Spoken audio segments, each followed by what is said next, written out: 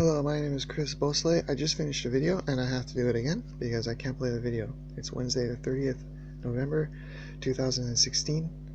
My name is Chris Bosley. I live in 126 Croydon Avenue, New South Wales, Australia. I just, like I said, just finished a video using the screen recorder, and here's the one on the bottom is what's recording now, and this one here is the one I made and can't play it.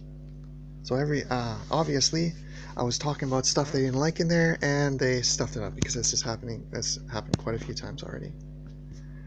So the problem today is that the main theme today is that I want to talk about the Anglicans and their influence, and also I want to talk about how the Anglicans manipulate to try and prove their innocence.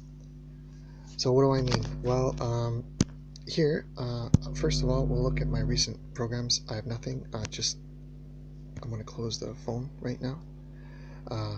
The only thing running is screen recorder, and nothing else is running. When I first started, the first time I was making this video, I could barely run the machine because it was just bogging down and it just was not working. It was extremely slow, extremely sluggish. I pressed buttons 2 or 3 times and they wouldn't work, etc.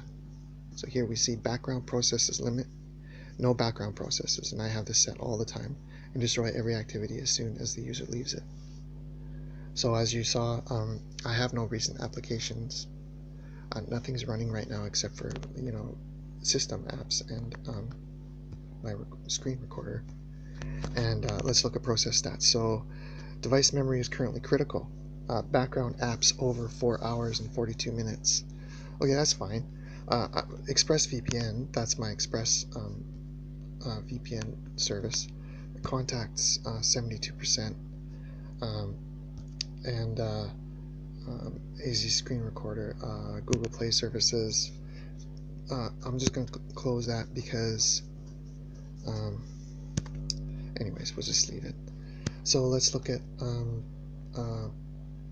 show system. System UI, okay, phone system, system UI 99%. Persistent SIM toolkit, voice command. Okay, here's interesting. It says voice command is runtime 100%, but I never use it, and I turn it off all the time. So why is that 100%? I don't know. Contacts, runtime 73%. I never use that. Bluetooth. This is interesting. Bluetooth says runtime 100%. And I never run it. It's not on now, and almost all the time I turn this thing off in settings and app. So I have no idea why it's on 100% of the time. I usually almost always turn it off. It's on. I almost always turn it off.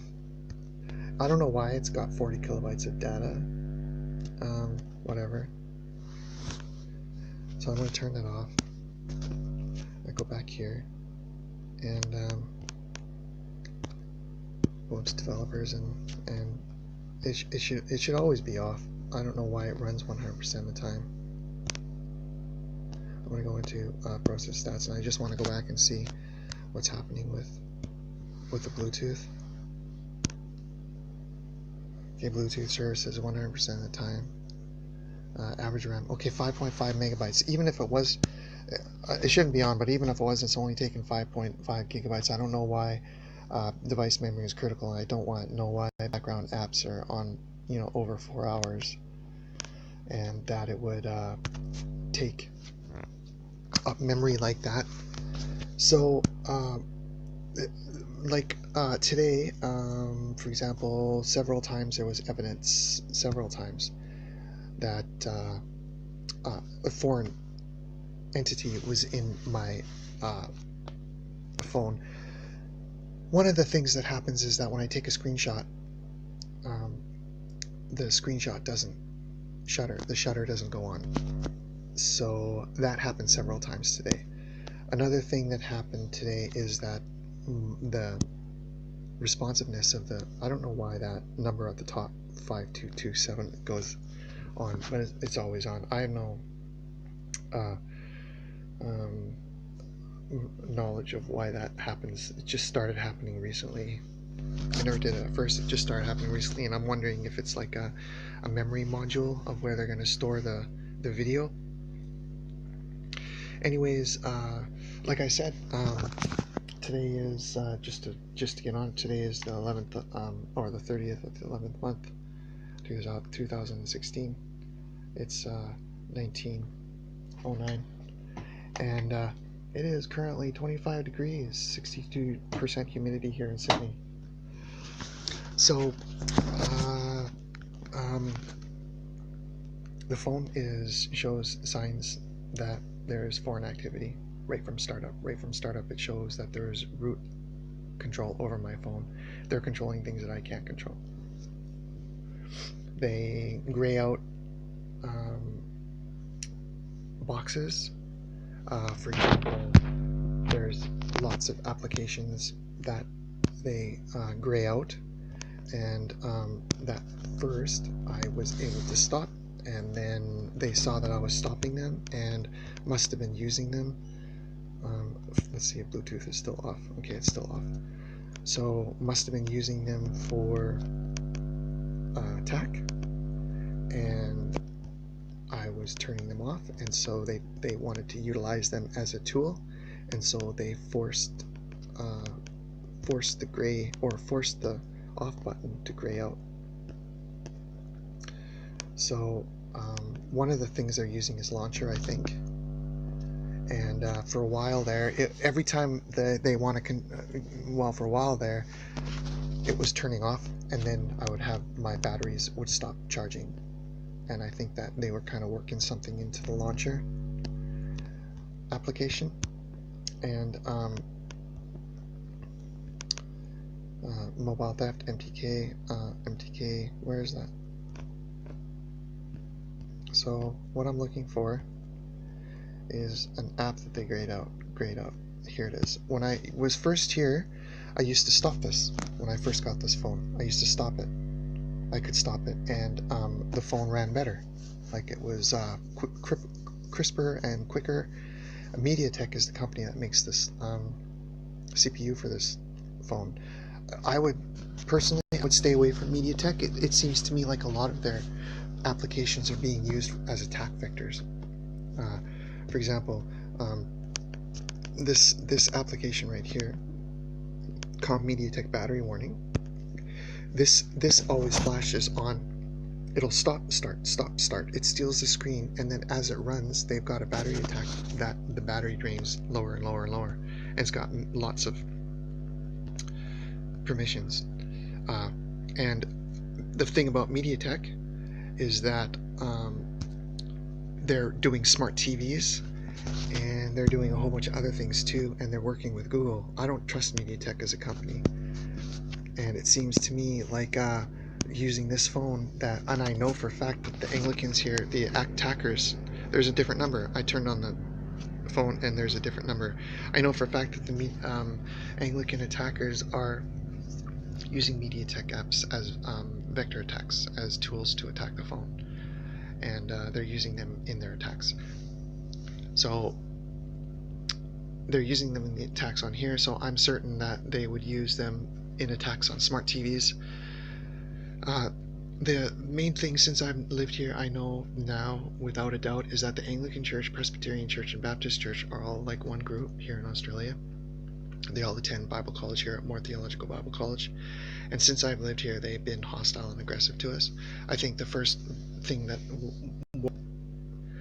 reason it started mainly is because, one, they want to train people in computer hacking, so they use third-party people like me that they don't give a shit about, and I'm nobody. They do background checks, I'm certain of it, and they find out if you're anybody, and if you're nobody, then they'll screw you. And they have if you're powerful, though, they won't touch you. They're careful. Like, for example, if I was like some super duper powerful computer programmer or something, or I had lots of friends, they probably would have never done these attacks on me because they'd be afraid of getting caught. But because they have no respect for me, and because they have disdain for me, and they think I'm an idiot, they don't care about, attacking, and they don't care about getting caught, and they don't care about what I say, because that's their attitude. So they pick their targets, and then they attack, and they practice. And I think, what do you mean practice? Well, I think that the Anglican Church, I'll go back first. So when we first moved in, there was a hostility on us towards living here. And like, for example, one person who's got a job now, who used to be a student here, he had these gimpled eyes, like this kind of gooky looking face and these crazy eyes. And for someone who was so unappealing to me, you'd think that they'd understand what it was like to have your feelings hurt. But he seemed completely oblivious to it. So in my view, it's like he lived isolated in the church all his life. And now he's went to Bible, got a degree, accountant or whatever he was, has a pretty wife that works in Statistics Australia. Now he's got a job in a big Anglican church here in Sydney. He said to me one day while I was outside doing working on yard work, "How long do you think you'll be here?" And I said, "Probably a while. I like it. It's quiet, safe." Little did I know it's not safe at all with these people, but at the time I thought they were Christians, so I thought they had the same Christian sensibility that I had at the time. So they, Jesus is love one another, do unto others as you do unto yourself, done unto yourself, turn the other cheek, that type of thing. You know what Jesus taught. So, or what they say he taught. So I thought, yeah, great place to live. Anyways, he says to me, well, some people might be happier somewhere else. Some people aren't really suited for the seminary atmosphere. And I kind of scoffed.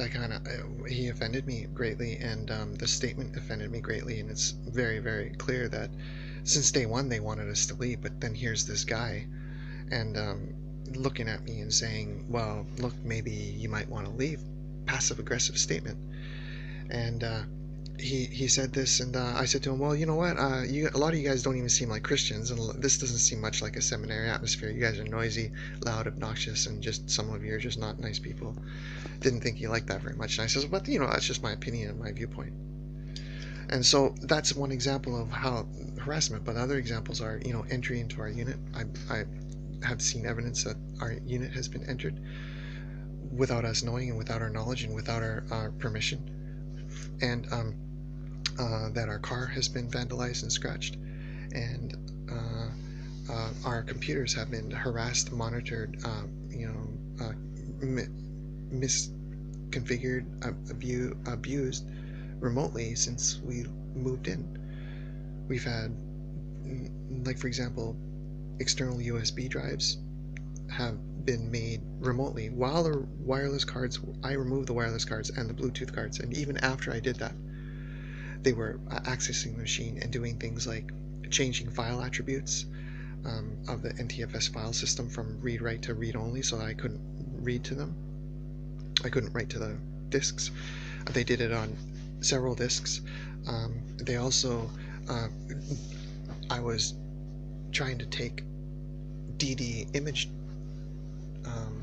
images of my hard drive on a few machines for forensic evidence and proof of their entry and tampering, and they accessed those images after I made them and changed them, because the stat time said that the images were modified, so they could remotely access the images and corrupt them. And also they could change the file names of destination files, because I was copying files from one drive to another, and the original drive had the correct dates, times, and file attributes, but on the destination system the file attributes were all wrong, so they were corrupted.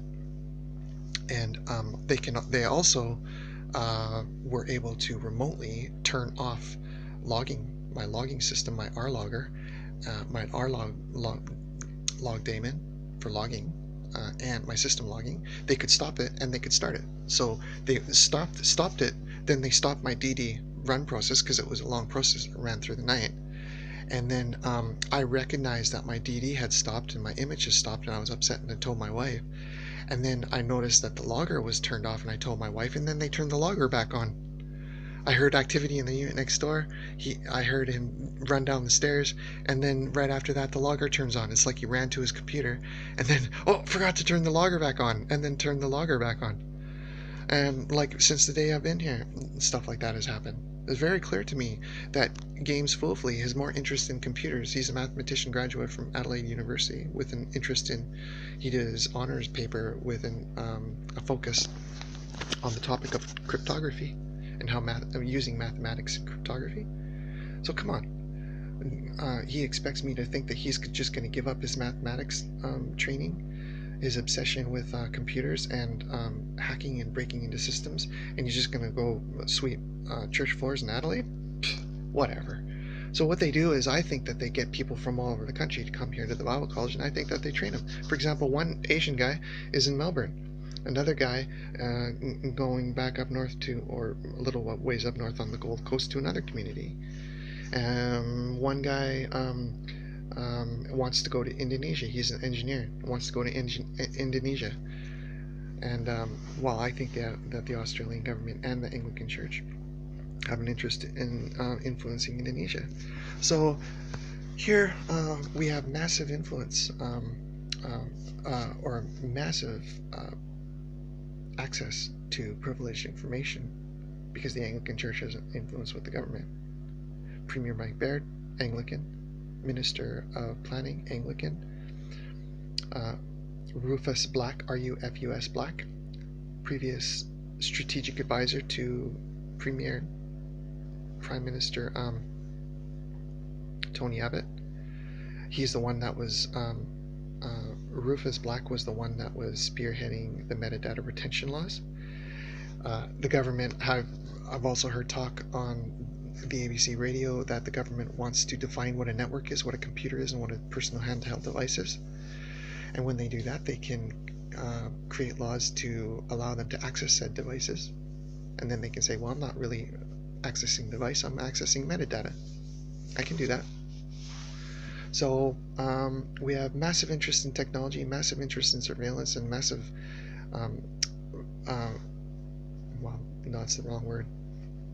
Very close relationship between the Anglican Church and the Australian government.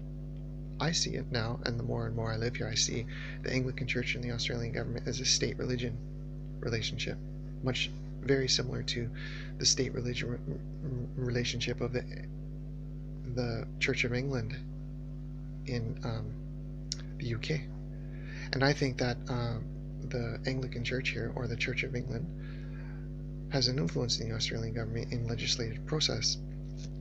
And I believe that I think evidence suggests that the Australian government knows members like Premier Mike Baird. For example, James Foolfley, the next door neighbor, has another friend here that lived in this very same building, like 30 meters away. He was a professional in Windows administration. He was apparently like an expert in remote Windows administration, remote Windows servers, remote Windows logs, and also a self-professed social engineer guru. I love engineering, social engineering. I like to manipulate people, get them to do what I want. This guy is a student minister at the same church that Premier Mike Baird went to, and he was in this building. So we have a whole huge group of people in this building that are extremely highly technical and trained. And then we have situations that I'm noticing on my computer, like for example, remote accessing my computer and changing my external hard drives and DFS file attributes when I have removed wireless cards and Bluetooth cards. Seriously? So, and now it's very clear that they're controlling the phone, and I've been making videos and trying to, upload them for a long time, since I got this phone. And I've been trying to make all these things clear to the public for a long time, trying to warn the Muslim community. I'd like to warn the Jewish community if they don't know this already. I'd like to warn the Lebanese community. I'd like to warn the Palestinian community, because all these communities are like, in my view, the Anglican Church would like to see all these people gone, and they would like to be the one world religion. Seriously. They are like megalomaniacs, these people. Nobody else is right except them. Nobody else has a right to worship their beliefs except them. They're the only ones that are right. I was talking to one guy and I says, what would happen if your child fell in love with a Muslim? Well, I would be sad. Same thing about it. I said the same thing to another person that was in the same group. And I'd be upset, but I'd accept it. So I mean, it's very clear to me, like, they have a disdain and disrespect for Muslims, that they think they're wrong.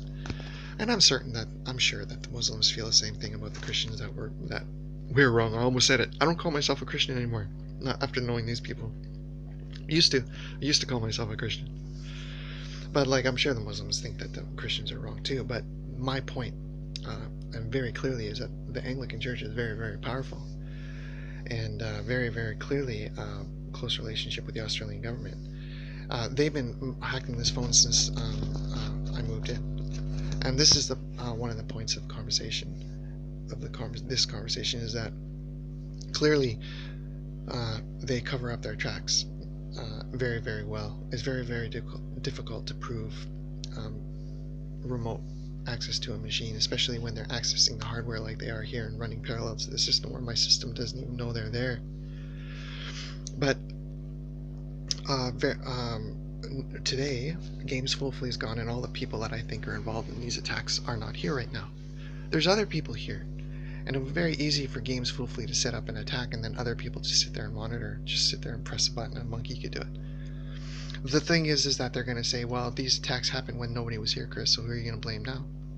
I was talking to one guy over there, and I said to him, that same thing, that it's the Anglicans here in this building that are committing the attacks, because who else would have access to knowledge like that? And it's extremely high-level attacks, sophisticated attacks. He said, well, maybe it's the people back there. Maybe it's the people in the buildings back there. And I says, what? The little old lady immigrant from Asia, or the little old man couple from South America? And then he chuckled. And then shortly after that, there was a guy back there that I was talking to. His name is Paul. And right beside him was another old lady who used to feed parakeets. He used to feed them parakeets, and parakeets used to come and sit on her porch rail, and feed from the bird food that she had out for them. Anyways, soon after I said that to this guy, they were gone. Those two people were gone, and in their place, the person's there right now. So very, very easily he could be committing these attacks and monitoring this phone. Him and his girlfriend moved in, and it's very clear to me that the Anglicans own lots of property all over the place. So why not there? And why not? And if that is the case, then that means they evicted that guy, and then they put in their own agent to serve their agenda in his place, which is completely immoral. And then they'll sit there and spout their ethics. That's hard to prove, isn't it? Even if I go up and say, hey, are you Anglican? Are you attacking my computers? I went up to Games Fulfully and I said that, and he lies and denies it. No, I'm not. I'm just a Bible student. I'm just a Bible college student, mate. I'm just a Bible college student, mate. Yeah. Okay. So it's very clear to me that these are extremely sophisticated attacks. They're clearly in the phone today, and they're apparently nobody's here. So who's doing it? That's what their statement will be. My neighbor right there is still here. There's lots of other people in this building still here. There's lots of other people in that building over there still here. If the guy who took Paul's old unit is still in the building just to the south of me, that's only 10 feet, 20 feet away. Not even 10 meters. Maybe 20 meters? 15 meters? Close enough. If they've set wireless, or if they have root access to the phone, and they do, why can't they set up the wireless to have persistent power, or the Bluetooth to have persistent power, and then they can connect to it anytime they want? They could be watching me do this right now. So this is happening all over the world, I think, and I think that they gather information this way, and I think that they gather a leg up this way, and I think that they've been doing this for a long period of time. The Anglicans have property everywhere. The Episcopalian Church in America is massively powerful. They have a massive influence in property acquisition in America. Look up in America, the Episcopalian Church. And just like the Anglican Church, they run under the radar. The radar is up here, and here's the Anglican Church and the Church of England and the Episcopalian Church underneath the radar. They focus all their attention on the Catholic Church and the pedophiliac priests, and then they fly underneath the radar and never get noticed. I never even heard about the Anglican Church until shortly before I moved here. But they have people in positions of power all over the world. Like I said, Premier Mike Baird, Minister of Planning, Prime Minister Howard, who was a previous Prime Minister of Australia, on and on and on. So I think that very clearly today is an example of how they're attacking me, and then they'll say that nobody was here, Chris, so who is committing the attacks? Who was in your phone? And then when you say, well, look, a monkey could do it because it's scripted and could be automated, then they'll just chuckle and go, give you the angle grin like. So I think that the Anglican Church is very, very powerful in Australia. 2, the Anglican Church has an influence in the Australian government, and that they're influencing laws, and that they have an interest in promoting and supporting their agenda of using technology to spy on people, to steal information and data, and to plant data. By planting data, I mean if they can access my machine remotely, they can plant data and make it look like I'm guilty of doing something I never did. And then they can swoop in with their police boss, the policeman, and they can take me away for something I never did, and never even considered doing, or didn't even know how to do. So, and what number are we on? I don't know, 3? That the Australian government knows about this, and that people like Premier Mike Baird know about this, because guys like I almost said his name. Let's call him Gull. Let's call him Gull Das Vile. He's the buddy of Games Foolfully, and he is the one who is the student minister at the same church Premier Baird goes to. So I think Premier Baird is very likely. I'm certain of it. And if you were to tell me that they never talked, I wouldn't believe you. I'm certain that Premier Mike Baird knows everything that's going on here through his relationship with, or through that probable connection between Das Vile and Premier Mike Baird.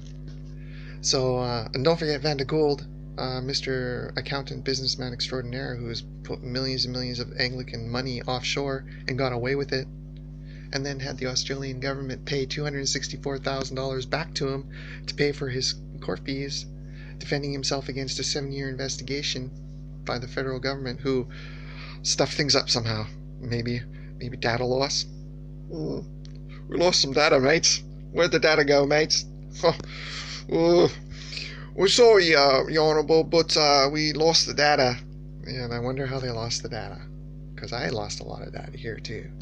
And nice buddy there, Games Foolfully, and all his buddies and unnamed agents here at Moore Theological Bible College, who are involved in computer attacks, I think, are very, very capable of remotely corrupting a system where the data is corrupted. So I think that's very troubling, and to have a church-state position like that, where the church has so much power, and where the government are basically children in a sandbox that should never have political influence, political power, basically spoiled, rotten little brats who are completely, what's that word? Entitled little white boys. And Mike Baird, his daddy was a politician. So Mr. Mike Baird had a leg up, and his sister has her own talk show on the ABC called The Drum, and that's his sister. So I mean, it's very, very clear to me that it's very easy to see nepotism. Learn to talk, Chris. It runs wild and rampant here in Australia, and that there's only a few people that have all the power. And the Anglican Church has lots and lots of power, and I doubt very much that they're going to relinquish that. And so it's very clear to me that the Anglican Church has an interest in these people learning these attack techniques and computer techniques, and that they use these techniques to survey and collect data and steal data and ruin people's lives and manipulate people's lives, and for shame, for shame, for shame. I didn't know Jesus was so interested in technology, mates. So that's what I wanted to talk about today, even though all the Anglicans are gone. Well, no, they're not. The key players that I think are involved in these attacks have apparently left the building for a while, but there's lots of people here to do easily could do exact same things. So for example, yesterday there was an attack on the phone, and they were trying to attack the phone, and I was trying to get away from it, and I think the person here was having a hard time. So what happened, around 5:30, someone goes running into the house and sounds exactly like Games Foolfully, stomping up and down the stairs, just like Games Foolfully does. But see, there's no way of knowing. I can't use my system because they can break into the system. I can't use my surveillance system because they can delete footage. So what's the point? I'm just sitting there wasting electricity. And they're just accessing the NVR, the network video recorder, and they're deleting footage at will. So if someone wants to go into the unit beside me and do some hacking, or access the computers or whatever equipment they have, or maybe they have equipment in the roof. I hear people on the roof all the time. And at 7:30 in the morning, my wife and I woke up, and they're tapping on the roof of my bedroom, and they're laying cable. They're laying Cat9 cable on the roof. They never gave me any warning. They never asked for my permission. They're tapping in the roof. I got really angry and I yelled, and went outside, and he's walking by, and I says, "You in the roof?" "Yeah." "What are you doing?" "Laying cat cable." "Well, how come nobody told me?" And that's their attitude. They just go and do things. They don't care about anybody, and the government does the same thing. They just go and do things. They don't care about what anybody says. Metadata retention laws were passed without any investigation or public inquiry. And the people that were on the board that passed it were probably, majority of them were Anglicans, or the majority of them were bought off by the Anglicans. So, like Rufus Black, he was supporting metadata retention. I mean, if you say anything in this country, you get shut down. They don't let me, when I try to upload a video to YouTube about evidence of them being on the computer, they set an attack on my phone, and it MediaTek battery warning comes flashing up and steals my screen, and then my battery drops until I can't use the phone anymore. So they control your devices, they control your communication, they know, and they manipulate your environment. So very troubling, and it seems to me like, you know what? Hey, it could be like this is almost like an experiment for the future. I mean, if you think about it, can you imagine if the whole world was like what I'm seeing right here in Australia? Like where one group, a church state, has all the power, like the Anglican Church and the government has all the power, and they manipulate people. One group of people, like these more theological Bible students, influence everybody and influence everything and get whatever they want. There's no way that these people ever be prosecuted for their crimes. They're going to get away with it, and then they chuckle and they laugh. And even if you say to them, and it wasn't until, and then one guy the other day says to me, "Oh, sorry about that," and I refuse to accept his apology. "Yeah, sorry these things are happening to you. Sorry. I'm doing them, and I'm having lots of fun doing it, mate. I'm really sorry that they're happening to you. I'm so sorry, mate. I'm so sorry we're hurting you. So sorry we're breaking all your phones. So sorry we're making your life miserable." They don't care. Now, you may say it's just a phone, but if you can't use your phone, and you can't use your computer, and you can't do work, and you can't type without them reading, what you're working on, it's a complete invasion. And after a while, it just gets a little bit ridiculous. And then they leave little hints. So, like, for example, they'll leave little hints, like they'll delete a file, or they'll touch a file, or they'll leave a mark here or leave a mark there. They want you to know. Like in my backyard, right, just a few days, right underneath my window, some black paint is on the green wall, or not, white paint is on the green wall. It wasn't there a couple months ago.